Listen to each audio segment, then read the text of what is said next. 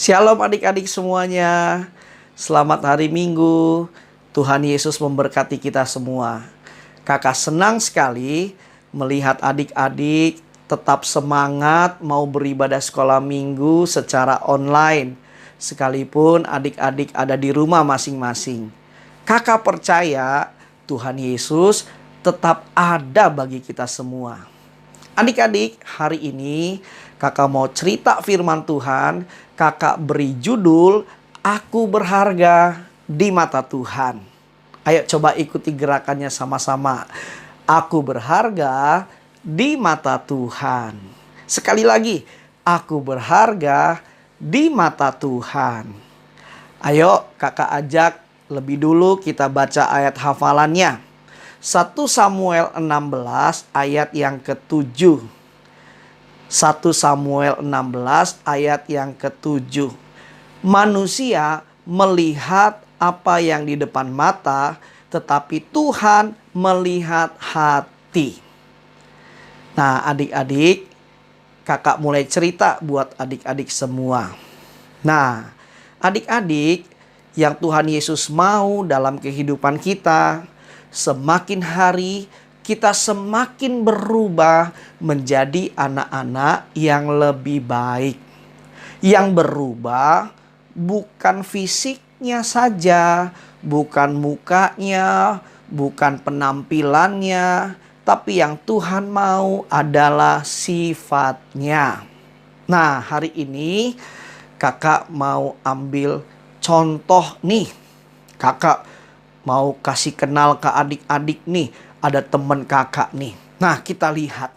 Siapa ya? Nah, yang pertama, ini dia. Namanya Lolita. Siapa namanya? Lolita. Si Lolita ini dia punya hobi. Apa hobinya? Hobinya makan.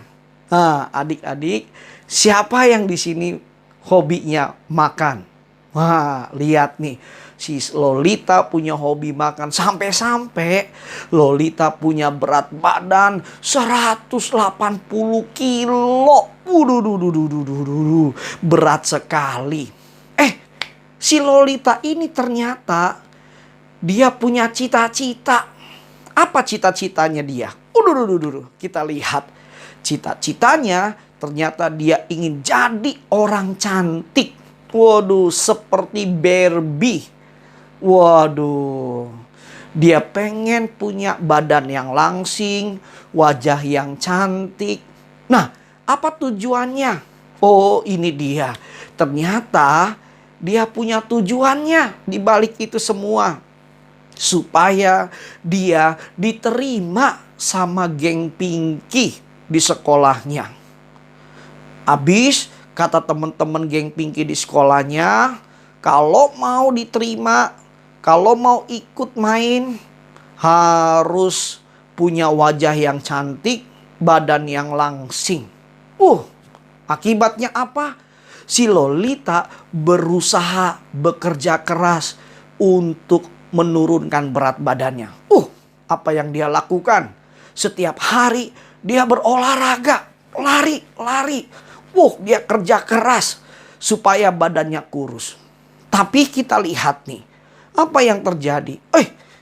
Bukannya kurus, malah berat badannya semakin naik.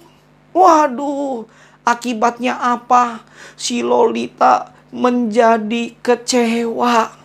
Bahkan dia semakin menjadi anak yang tertolak. Bahkan makin minder di sekolahnya.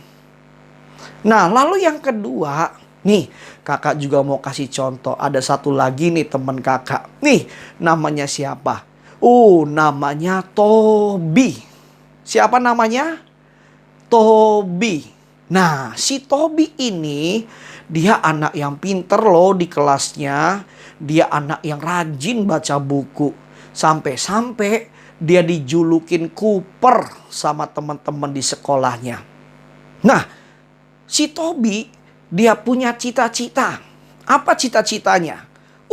Dia ingin jadi superhero. Dia pengen jadi jagoan. Kenapa dia punya cita-cita ingin jadi superhero? Oh, karena dia suka diledekin sama teman-teman di sekolahnya. Dia suka digangguin sama teman-teman di sekolahnya. Akhirnya apa? Oh, dia melakukan satu usaha. Apa usahanya? Waduh, dia belajar karate, ilmu bela diri. Waduh. Tapi apa yang terjadi setelah si Tobi belajar karate? Dia bukan jadi anak yang lebih baik, tapi dia menjadi anak yang lebih nakal.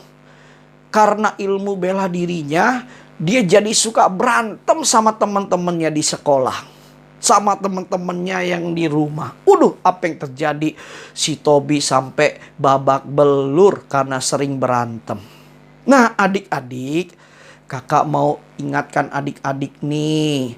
Adik-adik, kenapa sih kita melakukan seperti tadi, seperti Lolita dan Tobi? Karena kita suka merasa tidak percaya diri. Kita lebih mendengar apa kata teman-teman kita daripada apa kata Tuhan. Tahu nggak adik-adik? Di belakang ini semua ada rancangannya iblis mau menipu kita. Iblis mau masuk ke dalam pikiran kita. Dia mau bilangin kita supaya kita bisa diterima sama teman-teman. Kita harus jadi orang hebat. Kalau mau dihargai sama teman-teman, kita harus punya wajah yang cantik. Harus punya penampilan yang keren, wajah yang ganteng. Baru kita diterima sama teman-teman. Tapi kakak mau ingetin buat adik-adik, itu semua tipuannya iblis. Kenapa? Karena adik-adik, kakak mau kasih tahu buat adik-adik semua. Adik-adik gak perlu punya badan yang kurus, wajah yang cantik, wajah yang ganteng. Gak perlu punya ilmu bela diri. Adik-adik sudah berharga di mata Tuhan. Dari sananya kita diciptakan seturut dan segambar Tuhan Yesus. Kita ini berharga di mata Tuhan. Nah, adik-adik, hari ini kakak mau ingetin nih. Kita gak boleh jadi anak yang minder. Gak boleh jadi anak yang malu. Gak boleh jadi anak yang jadi kita mengejar penampilan kita. Jangan. Karena yang paling penting di hadapan Tuhan adalah hati kita dan hidup kita berharga di mata Tuhan. Adik-adik semuanya kakak mau ingetin, mahal harganya di hadapan Tuhan. Karena adik-adik adalah ciptaan Tuhan yang spesial. Sama-sama katakan spesial. Nah, itu dia, bagus, spesial. Kenapa spesial? Satu, karena kita diciptakan Tuhan seturut dan segambar dengan Tuhan. Yang kedua, Tuhan tebus dosa kita loh. Dia mati buat kita di kayu salib untuk menyelamatkan kita semua. Karena kita berharga di mata Tuhan. Karena kita disayang sama Tuhan.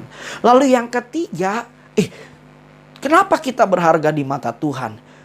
Karena Tuhan Yesus kasih Roh Kudus-Nya dalam hidup kita. Dalam hidup kita ada kuasa dari Roh Kudus untuk kita bisa mengerjakan apapun juga. Nah, adik-adik gak perlu punya ilmu bela diri, gak perlu punya wajah ganteng, cantik, gak perlu. Karena di dalam hidup adik-adik ada kuasanya Tuhan, ada kuasa Roh Kudus. Adik-adik berharga. Lalu ada yang bilang, Kak, kalau aku dijauhin sama teman-teman, dimusuhin sama teman-teman, kan aku sedih, Kak. Kakak mau kasih tahu teman-teman, adik-adik, walaupun dijauhin sama teman-teman, dimusuhin sama teman-teman, jangan kecil hati. Karena ada Tuhan Yesus yang tidak pernah meninggalkan kita. Alkitab bilang Tuhan Yesus adalah sahabat yang setia bagi kita semua. Nah, hari ini kakak mau ingetin sekali lagi, adik-adik semuanya berharga di mata Tuhan.